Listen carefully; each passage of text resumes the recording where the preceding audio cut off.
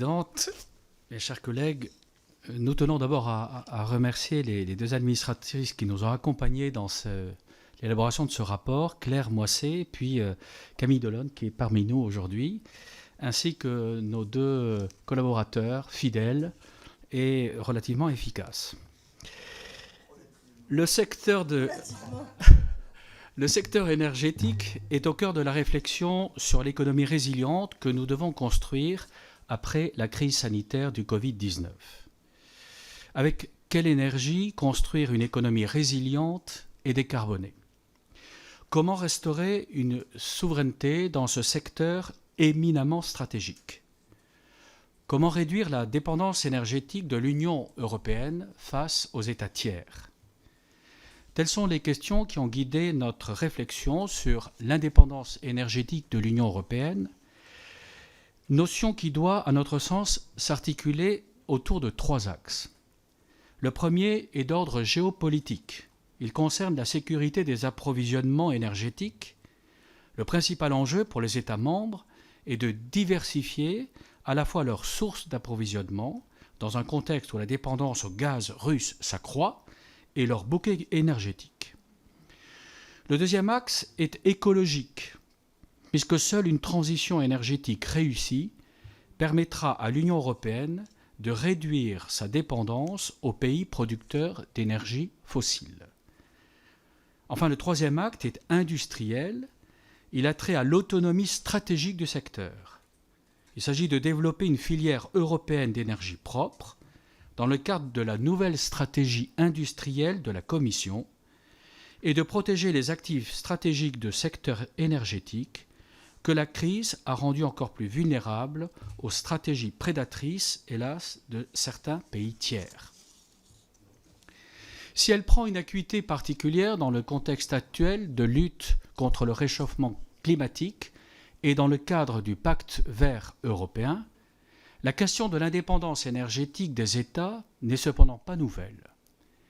Considérée comme un élément indissociable de la souveraineté, l'énergie a fait l'objet, faut-il le rappeler, d'une coopération ambitieuse dès 1951 dans le cadre de la Communauté européenne du charbon et de l'acier, devenant un des premiers piliers de la solidarité européenne.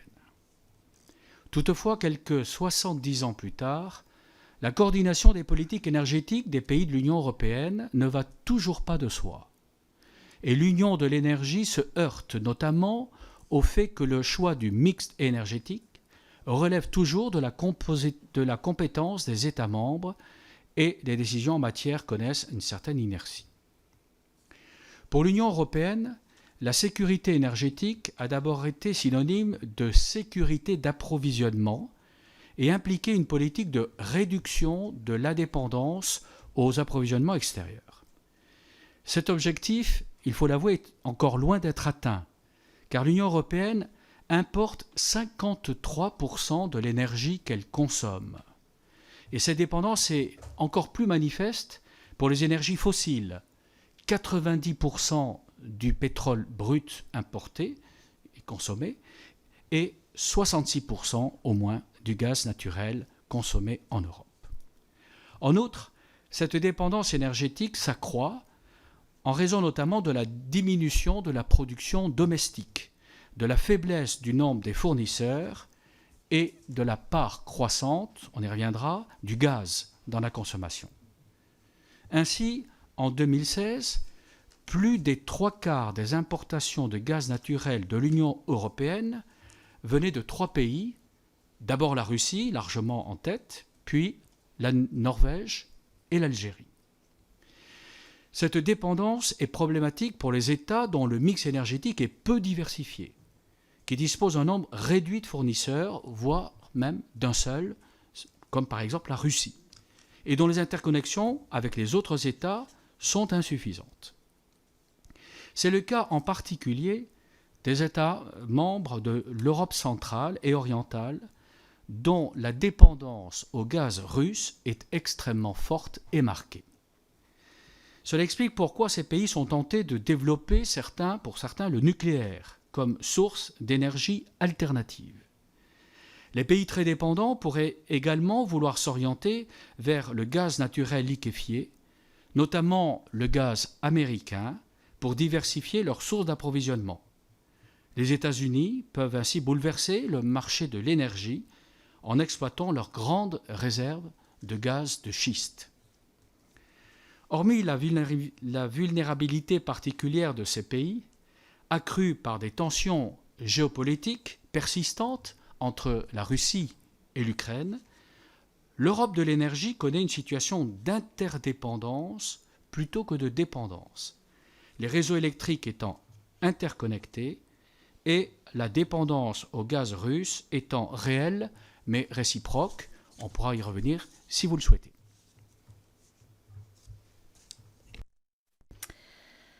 Il reste que l'indépendance énergétique de l'Union européenne est un terme indissociable de la réussite de la transition énergétique et de l'atteinte de l'objectif ultime du pacte vert, la neutralité carbone en 2050. Alors en matière de transition énergétique, deux types de politiques peuvent être grossièrement distingués, ce qu'il faut faire et ce qu'il ne faut pas faire. Ce qu'il faut arrêter de faire plutôt. Alors ce qu'il faut faire, c'est fixer comme priorité la sobriété et l'efficacité énergétique, en ciblant les secteurs très émetteurs comme les bâtiments et le transport. Et ce qu'il faut cesser de faire, c'est de subventionner les énergies fossiles, que l'on subventionne toujours. Le plan de relance est une occasion historique d'accélérer cette transition. Alors à notre grande satisfaction, le Covid-19 ne semble pas avoir eu raison du pacte vert, ce qui aurait pu être le cas. Business as usual, voilà. Comme en témoigne la volonté de la Commission de faire de ce programme, Pacte vert, la colonne vertébrale du plan de relance, en insistant sur le lien entre relance économique et construction d'une économie résiliente à long terme. Parmi les différentes actions annoncées par la Commission, certaines sont spécifiquement liées à la transition énergétique, comme l'augmentation du fonds pour une transition juste ou le doublement du montant consacré aux infrastructures durables dans le cadre de InvestEU, Invest Europe, afin de contribuer à l'objectif d'au moins doubler le taux annuel de rénovation des bâtiments. Il nous semble fondamental que l'accès à ces fonds soit subordonné au respect par leurs bénéficiaires des ambitions environnementales de l'Union. La Commission s'est voulue rassurante sur ce point en faisant de la compatibilité des plans de relance nationaux avec le pacte vert une condition d'accès aux aides. De même, le vice-président de la Commission chargé du pacte vert, Frans Timmermans, a assuré que les entreprises polluantes devraient fournir des plans de transition verte pour en bénéficier. Certaines ONG demandent à juste titre d'aller plus loin en excluant explicitement les investissements dans les énergies fossiles du champ d'application des dispositifs de soutien. Il convient également de prioriser les investissements en mettant l'accent sur la rénovation des bâtiments et les transports durables, qui sont ceux qui sont les plus émetteurs de gaz à effet de serre et ont un fort potentiel en matière de création d'emplois. Dans cette logique, nous reprenons à notre compte plusieurs propositions de l'Institut Jacques Delors, parmi lesquelles la rénovation de la moitié des bâtiments éducatifs d'ici à 2024, ça représente 300 milliards d'euros, la rénovation énergétique intégrale des logements de 4 millions de familles en précarité énergétique d'ici à 2024, 200 milliards d'euros, le développement des infrastructures de recharge pour véhicules électriques avec l'objectif de disposer d'au moins 1 million de bornes de recharge d'ici 2070, 10 milliards d'euros. La vague de rénovation qui sera présentée par la Commission à la fin de l'année 2020 doit être l'occasion d'annoncer des projets de cette envergure. Parallèlement à ces investissements, il serait opportun de réviser la directive sur la performance énergétique des bâtiments pour y introduire une trajectoire précise par État membre de réduction des émissions de carbone pour les bâtiments neufs et existants sur le modèle des réglementations adoptées dans le secteur automobile.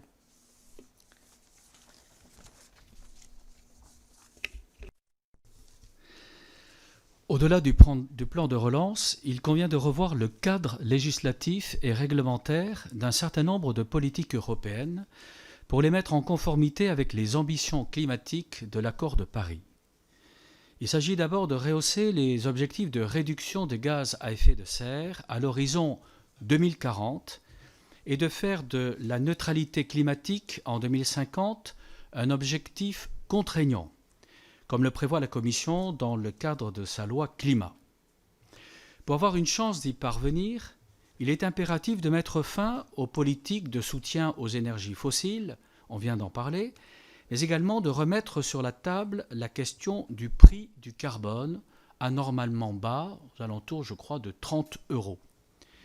La chute des prix des énergies fossiles consécutive à la crise du Covid est une occasion en or pour ce faire. À cet égard, nous saluons l'engagement de la Banque européenne d'investissement de cesser de financer des projets énergétiques ayant trait aux combustibles fossiles d'ici la fin 2021. Il conviendrait également de revenir sur les exonérations fiscales consenties aux carburants d'aviation et aux combustibles maritimes. Dans la même logique, la révision du règlement relatif au réseau transeuropéen d'énergie, prévu pour la fin de cette année, devrait être l'occasion de rendre des projets européens d'infrastructures énergétiques compatibles avec l'objectif de neutralité climatique. Surtout, la réussite de la transition est conditionnée à la mise en place d'une véritable politique de prix du carbone qui s'articulerait autour de 3 axes. L'instauration d'un prix plancher du carbone au-delà de 30 €, l'élargissement à d'autres secteurs du système d'échange de quotas d'émissions de l'Union européenne, dit système ETS, et enfin, l'introduction d'un mécanisme d'inclusion carbone aux frontières de l'Union. Enfin, nous assistons à l'émergence de nouvelles dépendances et de nouvelles vulnérabilités. L'interconnexion croissante des réseaux énergétiques européens peut présenter des risques systémiques et la diffusion progressive de systèmes de gestion numérique des réseaux pose la question de la cybersécurité. Plus les réseaux sont interconnectés, plus ils semblent résistants aux attaques. Mais lorsqu'ils cèdent, ils sont moins résilients. En outre, l'absence de réponse à la question industrielle fait peser une menace de dépendance matérielle et technologique. Les brevets, par exemple, des énergies renouvelables sont détenus à 29% par la Chine. Et dans de nombreux secteurs industriels associés à la transition énergétique, comme la métallurgie et la chimie, les acteurs de l'Union européenne perdent progressivement en compétences. On le voit en particulier pour les batteries, jusqu'à ce qu'on crée l'Alliance européenne de la batterie, ou pour les transformateurs électriques, qui étaient dominés par la Chine. Les règles du marché que l'Union européenne s'est imposées l'a finalement fragilisé face à l'appétit de certains pays tiers. Elle a affaibli les acteurs industriels européens dans un marché ouvert face à des filières industrielles de pays tiers très organisés qui bénéficient en plus de l'appui de leur gouvernement, y compris de larges participations dans des secteurs stratégiques. Ainsi, la Chine, qui affiche dans sa stratégie des nouvelles routes de la soie une volonté de conquête dans le secteur de l'électricité, aussi déterminée que dans celui des télécommunications, constitue désormais une menace pour l'indépendance électrique de l'Union européenne, comme en témoignent les prises de participation de State Grid, l'équivalent de Huawei dans le secteur de l'électricité, dans le capital de quasiment tous les réseaux électriques qui sont mis en vente, aussi bien au Portugal, en Grèce, en Italie ou en Luxembourg récemment. Cette stratégie permet à la Chine de vendre ses équipements en Europe et d'exercer une influence au sein de l'ENTSO, l'interprofession européenne gestionnaire des réseaux de transport, ce qui représente un vrai danger pour l'indépendance de l'Union européenne. La crise du Covid a accru la vulnérabilité des entreprises européennes face aux appétits des pays tiers et rend encore plus opportune l'inflexion de la philosophie de la Commission en matière de politique industrielle qui met l'accent sur l'autonomie de l'Union dans les secteurs stratégiques. Précurseur de ce changement de logique, le projet d'alliance de la batterie, lancé en 2017, a vocation à doter l'Europe d'une capacité indépendante de production de batteries pour la mobilité électrique, mais aussi pour le stockage de l'énergie. Cette plateforme de coopération s'est développée grâce à un nouvel outil de politique industrielle de l'Union européenne appelé PIIEC, projet important d'intérêt européen commun, qui permet notamment de bénéficier d'aides d'État et un accès privilégié au financement européen. Dans le cadre de la nouvelle stratégie industrielle de la Commission, il serait opportun d'inclure l'ensemble des technologies des énergies renouvelables et de stockage de l'énergie dans les filières pour lesquelles l'Union européenne doit disposer d'une autonomie stratégique et de créer une alliance de l'hydrogène sur le modèle de l'alliance de la batterie. Nous espérons que la stratégie hydrogène prévue en juillet permettra d'avancer en ce sens. Enfin, s'agissant de la protection des actifs stratégiques, il convient de saluer l'adoption en mars 2019 d'un règlement établissant un cadre pour le filtrage des investissements directs étrangers dans IDE dans l'Union européenne, qui incite les États membres à se doter de mécanismes de filtrage des IDE susceptibles de porter atteinte à la sécurité et à l'ordre public d'un ou plusieurs États membres. Nous ne pouvons qu'appeler au renforcement de ce dispositif et accueillons très favorablement les propositions du livre blanc sur les subventions étrangères dans le marché unique, adopté le 17 juin par la Commission, qui vise à renforcer l'arsenal défensif de l'Union contre la concurrence déloyale étrangère. En conclusion, il existe un vrai momentum européen dans le secteur de l'énergie. Une occasion à saisir pour accomplir une transition énergétique à même de renforcer non seulement l'indépendance, mais aussi la souveraineté de l'Union dans ce secteur. Il n'en demeure pas moins que pendant cette période de transition, l'Union aura à retrouver un équilibre entre deux objectifs difficilement conciliables, la préservation de l'environnement et la sécurité énergétique, car le développement des interconnexions augmente la vulnérabilité systémique des réseaux, la gestion de plus en plus complexe des réseaux expose ceux-ci au risque des cyberattaques, la part croissante des énergies renouvelables entraîne une dépendance aux fournisseurs de terres rares. Le caractère délicat de cette conciliation entre deux objectifs légitimes apparaît également dans les débats actuels sur la taxonomie, qui a vocation à orienter les investissements vers l'économie verte et qui, à ce stade, n'inclut ni exclut explicitement le gaz et le nucléaire du champ des activités durables. Plus largement, il est permis de penser que la crise du Covid-19 a accéléré la prise de conscience des citoyens sur la nécessité d'une plus grande sobriété énergétique. Nous sommes convaincus que la réussite de la transition énergétique passera également par l'appropriation citoyenne et l'implantation locale, avec une régression des systèmes énergétiques centralisés au profit de l'autoconsommation et des communautés énergétiques citoyennes. Nous vous remercions.